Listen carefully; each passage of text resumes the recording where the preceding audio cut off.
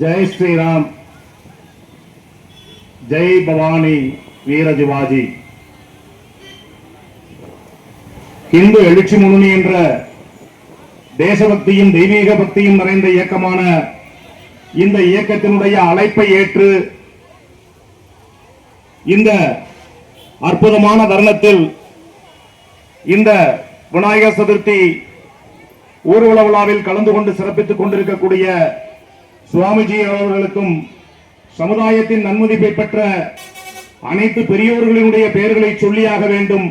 ஆனால் நேர்மையின்மையின் காரணமாக என்னால் அதை சொல்ல முடியவில்லை. அத்துணை பேருடைய பொற்பாதங்களை தொட்டும் வணங்கி என்னுடைய உரையை ஆரம்பிக்கின்றேன்.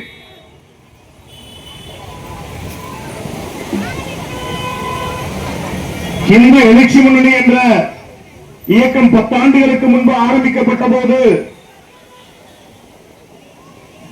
இந்த குழந்தை கருவிலே உருவாகும் போது இந்த குழந்தை அதிகபட்சம் 3 மாதங்களுக்குள் அந்த குழந்தையினுடைய கரு கலைந்துவிடும்.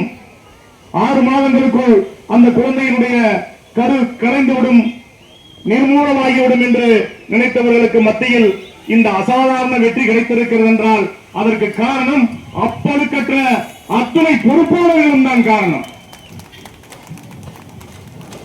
RSS தலைவர் டாக்டர் ஜி அவர்களும் குருஜி கோல்வால்கர் அவர்களும் என்ன சொன்னார்களோ அதை நானும் ராமராஜும் ஒரு கோடு போட்டோம், அந்த ரோடு போட்டு இருக்கிறார்கள் இந்த பொறுப்பாளர்கள். நான் பெருமையா சொல்லுவேன், கர்வமா சொல்லுவேன். சங்கத்தினுடைய நேர்த்தியும் ஒழுக்கமும் தடுமாறாமல் தர்மத்தின் வழியில் அந்த சங்கமிட்டல் கட்டளையை தமிழ்நாட்டில் மட்டுமல்ல இந்தியாவில் மட்டுமல்ல எல்லா இயக்கங்களுக்கும் முன்மாதிரியாக இந்திய எழுச்சி முன்னணி இருக்கும், வாழ்நாள் முழுவதும் இருக்கும். அதற்கு காரணம் எங்களிடம் துளி அளவு கூட சுயநலம் கிடையாது. நான் ஒன்றை சொல்ல ஆசைப்படுகிறேன். 37 ஆண்டுகளுக்கு முன்பு இந்த இயக்கத்தினுடைய பரிச்சயம் எங்களுக்கு கிடைத்ததற்கு காரணம் அன்றைக்கு RSS பொறுப்பாளராக இருந்த பாலமுருகன் ஜி, சுடலைமணி ஜி இப்படி நன்முத்துக்கள் எங்களை கண்டெடுத்தார்கள். அப்பொழுது எங்களை கோபால்ஜி கூப்பிட்டாரு. கோபால்ஜியினுடைய ஒரு கூட்டத்திற்கு நாங்கள் போகும்போது அவர் சொன்னார், இந்த இயக்கத்திற்கு வந்தால் பணம் கிடைக்கும், பொருள் கிடைக்கும், பொன் கிடைக்கும், கிரீடம் கிடைக்கும் என்று வரக்கூடாது. இந்த இயக்கத்திற்கு வந்து தன்னை அர்ப்பணித்துக் கொள்ள வேண்டும் என்றால் வீட்டை விட்டு வரும்போது வாயில வாக்கரிசி போட்டு வரணும் சொன்னாரு. அந்த வாக்கரிசி போட்டுட்டு வந்தவங்க தான் நானும் ராமராஜ். அதனால் உயிருக்கெல்லாம் பயம் இல்ல, உயிருக்கெல்லாம் பயமே கிடையாது. உயிரை எப்பொழுது இயக்கத்திற்கு வந்தோமோ அப்பதான் உயிரை துச்சமன மதித்த இந்த இயக்கத்துக்கு வந்திருக்கிறோம். நான் காவல்துறைக்கு ஒன்றை சொல்லிக் கொள்கிறேன், மறுபடியும் சொல்லிக் கொள்கிறேன்.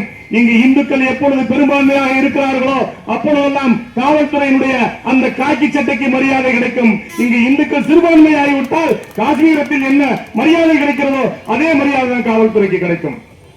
என்னுடைய குருநாதர் ராம கோபாலஞ்சி அவர்கள் சொல்லி இருக்கிறார், தமிழ்நாட்டில் மட்டுமல்ல இந்திய தேசம் முழுவதும் காவல்துறை என்பவர் கருப்பசாமி போன்றவர்கள். அவர்கள் 10 நிமிஷம் இந்த நாட்டில் தன்னுடைய பணியை நிறுத்திக் கொண்டால் இந்த நாடு சுடுகாடாகி போய்விடும். அதனால் இந்த காவல்துறை கருப்பசாமிக்கு சமம், அது எங்களுக்கு தெரியும்.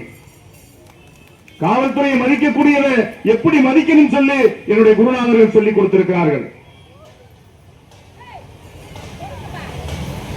இந்த தேசத்தில் இருந்து கொண்டு இந்த தேசத்தினுடைய எல்லைக்கு அப்பால் உள்ள பிரதேசங்களின் மீது யார் ஒரு மதத்தின் பெயரால் பற்று வைத்திருக்கிறாரோ அவர் இந்த தேசத்திலிருந்து அப்புறப்படுத்தப்பட வேண்டும். இது நான் சொல்லவில்லை, இந்திய அரசியலமைப்பு சட்டத்தினுடைய முதல் வரி டாக்டர் பாபா சாஹிப் அம்பேத்கர் அவர்கள் சொன்னது. அந்த கனவை நினைவாற்றுவதற்கு இந்த எழுச்சி முன்னணி. தேசியமும் தெய்வீகமும் இரு கண்கள் என்று சொன்ன பசும்பொன் முத்துராமலிங்க தேவரினுடைய கனவை நினைவாக்குவதற்கு இந்த எழுச்சி முன்னணி. நெல்கட்டு சேவல் வீதிகளிலே வாழ்வீசி வெள்ளை பரங்கியரை எதிர்த்து நின்று போர் புரிந்து மாண்டுவோனானே கூலித்தவன், அவன் உயிருடலை விட்டு பிடிந்த அந்த கடமும் சரி. பிரிட்டிஷ் ஏகாதிபத்தியத்திற்கு எதிராக கப்பம் கட்ட மறுத்து கூறுவாளால் அவருடைய குரல்களை அறுத்து கையத்தாரிலே தூக்கில் தொங்கினானே வீரபாண்டிய கட்டபொம்மன், அவன் உயிருடலை விட்டு பிடிந்த அந்த கடமும் சரி. தன்னுடைய செல்வத்தை எல்லாம் இழந்து பிரிட்டிஷ் ஏகாதிபத்தியத்திற்கு எதிராக மரக்கலம் செலுத்தி செக்கிலிட்டு தன்னுடைய வாழ்க்கையினுடைய கடைசி அத்தியாயத்தில் சென்னையினுடைய பிரதான சாலையான போரக்ஸ் ரோட்டிலே மன்னனை விட்டு மாண்டுவானே வாஞ்சனைக்குரிய வாவு சிதம்பரம் பிள்ளை, அவன் உயிரை விட்டு உடலை விட்டு புரிந்த அந்த கடமும் சரி.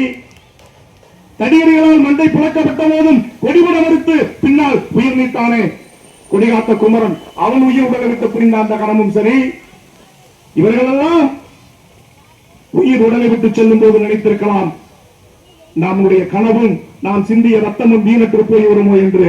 ஆனால் 1947 ஆகஸ்ட் 15 அந்த விடியல் அந்த வீர மறவர்களுக்கு சொந்தம் என்பதை யாரும் மறந்துவிட முடியாது.